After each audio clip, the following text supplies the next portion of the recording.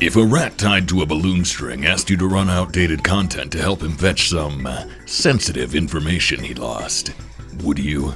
Of course you would, Kupo! Hi, I'm Cider Spider, and I play Final Fantasy XIV.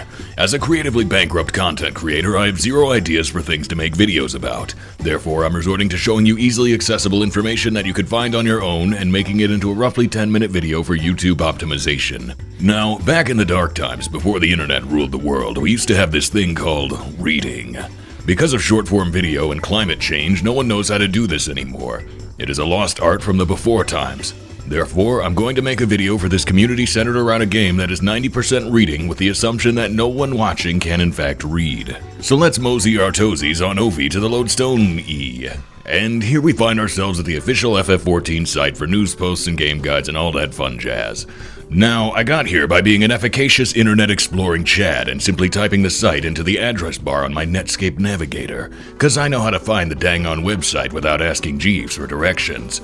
However, if you're too dumb to do this like the target audience for this video, then you might notice that all the links on the FF14 launcher actually lead directly to the lodestone, and then you might further notice that one of those links actually leads directly to the thing that this video is about.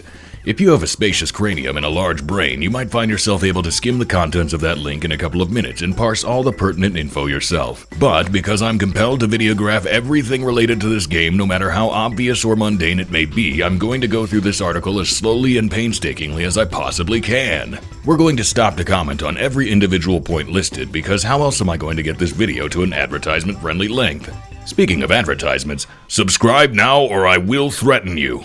Right then, so Final Fantasy XIV has announced another Moogle Treasure Trove event, and even though they do this for almost literally every patch, I'm going to assume you have no idea what it is and explain every aspect of it, especially the ones that are self-evident. So listen up, idiot. The Moogle Treasure Trove event is an in-game event designed to convince you to stay subscribed another month while you wait for the next patch. It's kind of like a relic grind, but instead of relics, you get a bunch of junk that's already obtainable in-game. Certain duties reward certain amounts of unique tomestones that you can trade for said junk. You can see all of that information on this simple infographic. As you can see here, spotting UFOs will reward you with 5 SD cards full of Moogle porn. You'll also note how happy this gentleman is as a result, and I'm betting you want to be that happy too. And also, once you've collected enough salacious Moogle material, you can trade it into this itinerant idiot for some worthless crap that probably even Doma wouldn't take. Guess what time the event will take place? If you like this video right now, I'll tell you the answer. If you guessed from December 12th until patch 6.3 launches, then congratulations! You're right. That was either one heck of a guess or you actually can read, in which case I have no idea why you're watching this.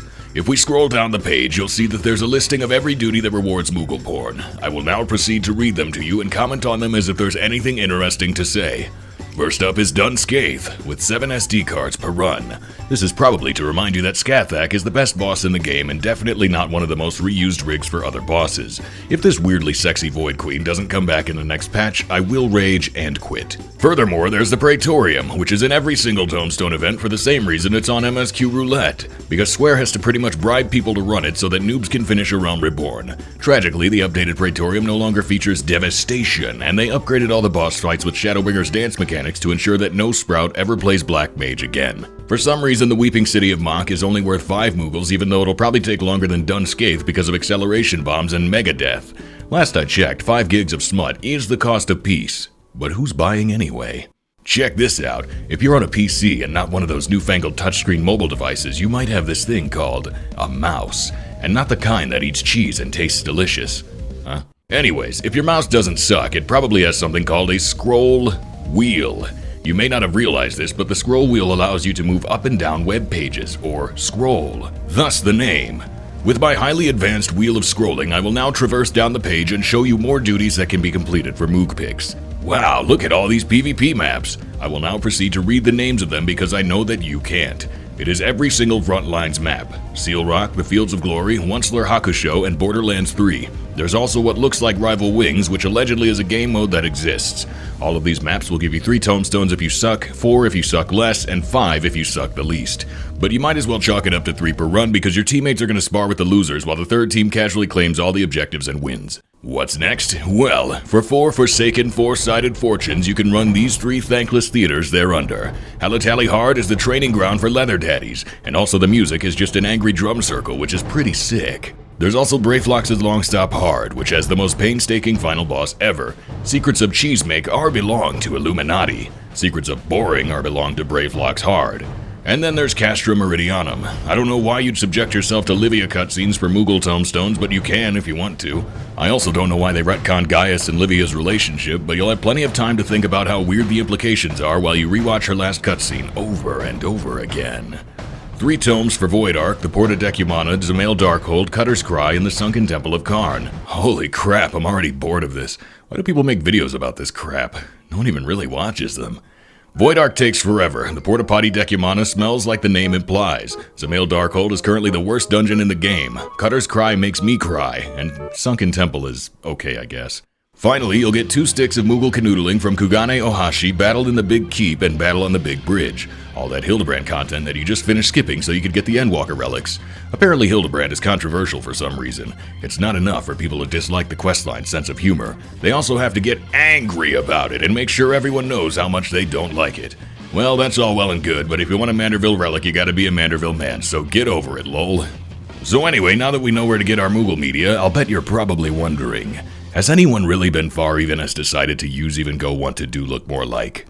That's correct. You can trade the tomestones in at these 3 locations. Now let's dig into those rewards. Are we at 10 minutes yet? I'll bet you like Namazu, you dirty catfish-loving pervert. I bet you're totally into those long whiskers and those surprisingly tensile fins. You filthy degenerate. You just love the way they squeak around and stare at you with those bulbous bedroom eyes. Well, you're in luck. If you're the type of person that loves these fish friends enough to cut one's head off and wear it around your neck, then this event has just the reward for you. The exclusive Namazu neckerchief, made of 100% organic pasture-raised Namazu. And it's cruelty-free. Probably. And it's only gonna cost you 14 runs of Dun Skaith, so get to it, you stupid idiot. What else we got? The random Stormblood Extreme mount.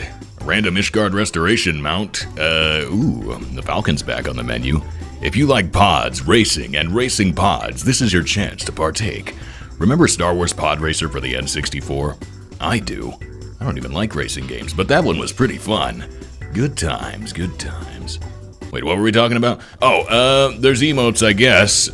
More Ishgard Restoration rewards that are constantly getting shoved into these tome events because for some reason no one likes crafting. Ishgard Restoration is highly underrated, and I feel sorry for anyone who isn't Chad enough to rebuild the Imperiorum even though it's been built for like 2 years already.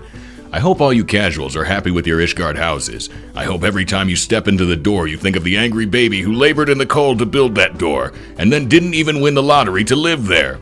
I hope it's drafty there. The goblet's better anyway. So yeah, next up we got some random orchestrion rolls that you could easily get by unsyncing old content. But suckers who are too lazy to do that will occasionally buy them for exorbitant rates on the market board. The Ancient City is from Amdapor Hard, and Heartless is from Alphascape 4. If you want to get one of these from the event, it'll cost you 10 runs of Weeping City of Mach, which is like 3 to 4 hours if you're lucky.